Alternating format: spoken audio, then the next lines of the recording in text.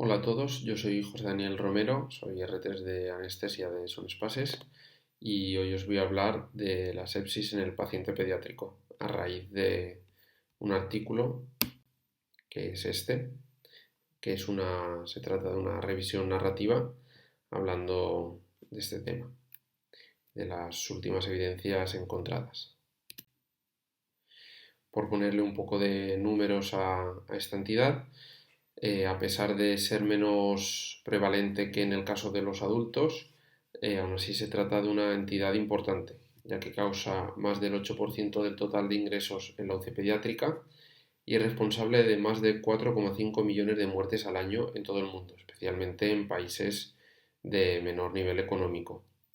Para esta sesión hablaremos de dos conceptos importantes, que es el de sepsis y el de shock séptico. La sepsis se trata de una respuesta disregulada a una infección grave.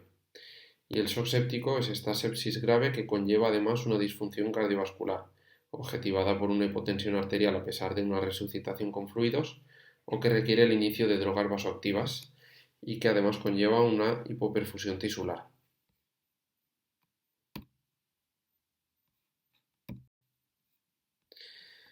La principal guía en la que se basa esta revisión narrativa es la versión pediátrica de la Surviving Sepsis Campaign, que quizá la conocéis en su versión adultos.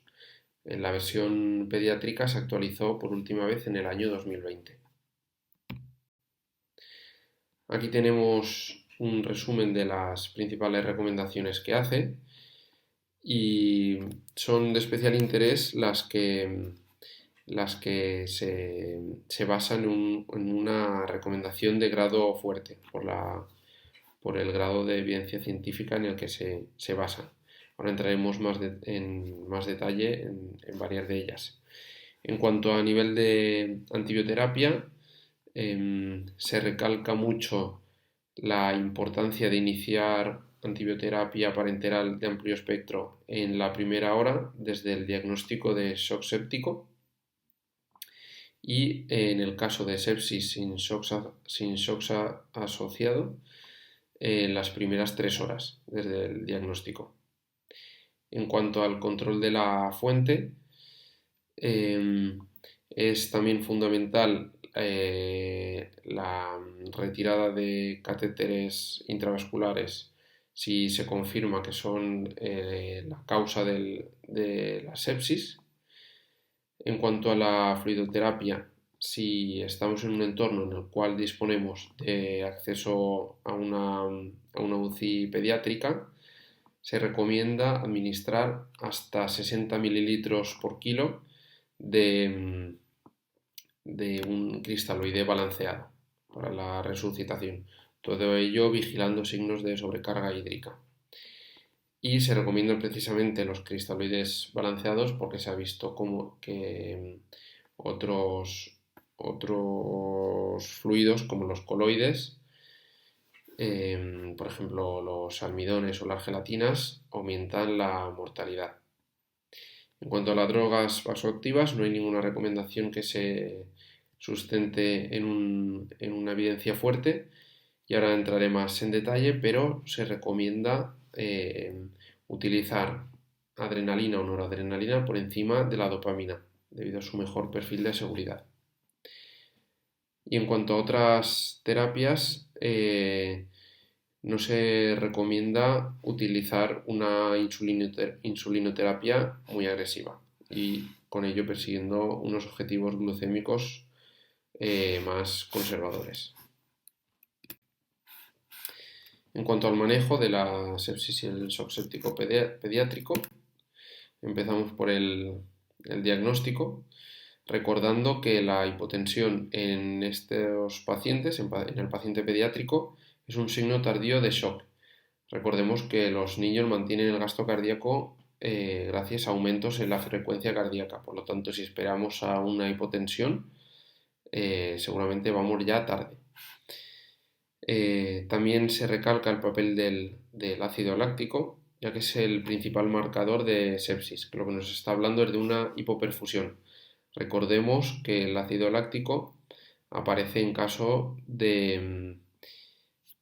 de metabolismo anaerobio, que es el producto final de esta vía. Lo que nos está hablando es de una hipoperfusión.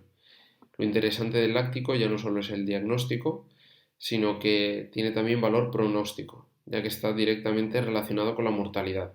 Sin embargo, como todo en medicina no es blanco o negro, así que un láctico normal no descarta un diagnóstico de sepsis. En cuanto a la antibioterapia, y este probablemente sea el punto más importante de este tema, vuelvo a recordar que es fundamental el inicio temprano de antibioterapia parenteral de amplio espectro. En caso de shock séptico, tenemos una hora para iniciarlo desde su diagnóstico. Se ha visto que retrasos de 3 horas en estos casos aumentan por 4 la mortalidad, aunque el antibiótico que pongamos sea el correcto y hagamos el resto de resucitación como toca. Pero es fundamental iniciar el antibiótico antes de la primera hora. Y en casos de sepsis sin shock séptico asociado, tendríamos hasta 3 horas, pero bueno, como antes mejor. En cuanto a las recomendaciones generales, si es un paciente con riesgo de MARSA, deberemos cubrirlo y estos factores de riesgo incluyen la hospitalización reciente, el uso reciente de antibióticos, la presencia de catéteres intravasculares previo y la historia de una colonización por MARSA. En niños inmunodeprimidos deberemos recordar también cubrir la pseudomona y además la antibioterapia deberá ser combinada con distintos fármacos de distintas familias. También muy importante, en neonatos de menos de 28 días de vida deberemos sospechar como agente etiológico la listeria y el virus herpes simple. La listeria la trataremos añadiendo ampicilina y el virus herpes se trata con aciclovir. Y en relación a la toma de muestras, en una situación ideal las obtendremos antes de iniciar el antibiótico para no obtener ningún falso negativo, pero si la toma de si la toma de muestras va a retrasar el inicio de antibioterapia, deberemos iniciar antibiótico y posteriormente recoger las muestras. Hablando de qué antibiótico utilizar, esto es un factor determinado por la zona en la cual nos encontramos e incluso el hospital, ya que el patrón de agentes etiológicos y además el de resistencias varía en función como digo, la región donde estemos e incluso en una misma región entre hospitales. Por lo tanto, habría que individualizar mucho según nuestro centro. En esta guía lo que hacen es sugerir unos antibióticos empíricos genéricos según los que consideran pueden ser aceptables en su medio. Por ejemplo, por comentarlo un poco por encima, en caso de sepsis sin un foco claro, recomiendan iniciar ceftriaxona. En caso de sepsis con un origen nosocomial, habría que asociar vancomicina por esto que comentábamos del MARSA. Recordemos en neonatos añadir ampicilina y aciclovir para cubrir la listeria y el virus herpes.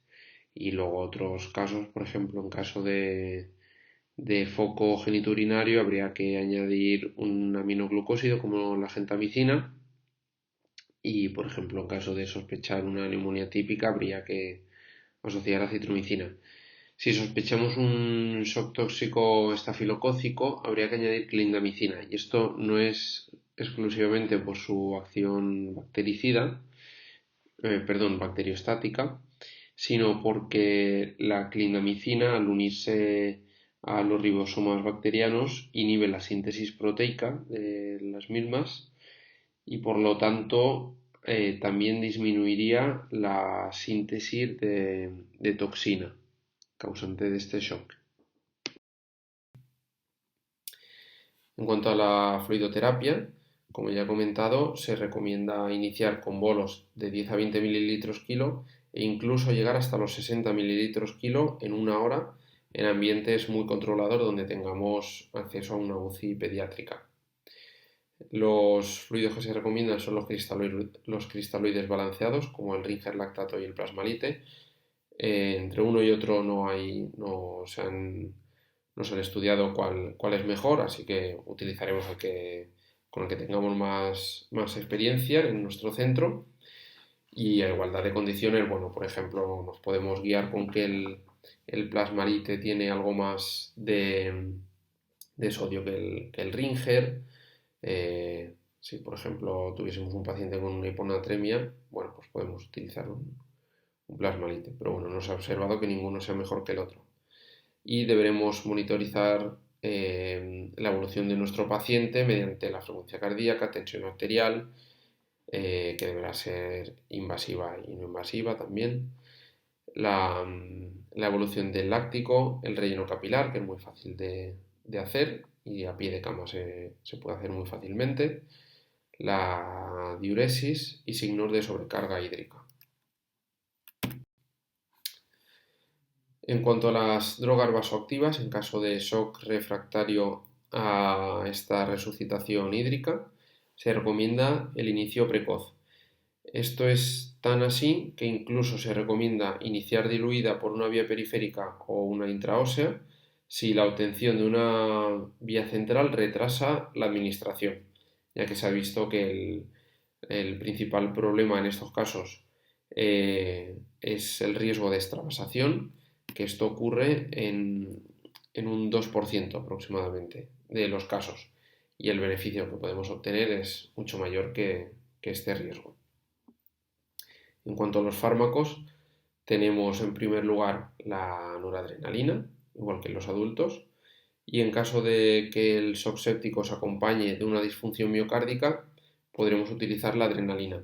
Entre los dos no se ha visto tampoco superioridad, así que lo que se habla en las guías es, bueno, aparte de un poco el perfil del shock, el fármaco con el que el clínico tenga mayor experiencia, pero sobre todo reservando la adrenalina a casos de disfunción miocárdica.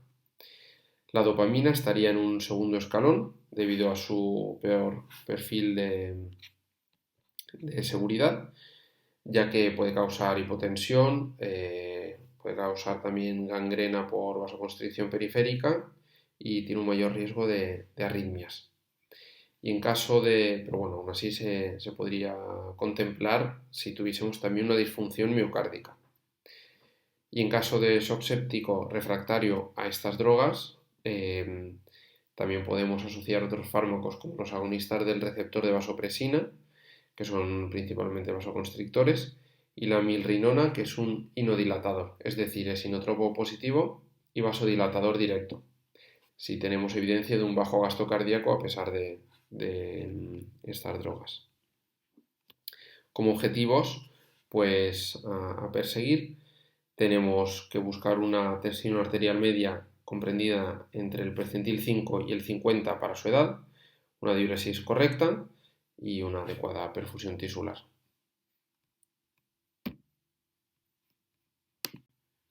Muchas gracias por vuestra atención.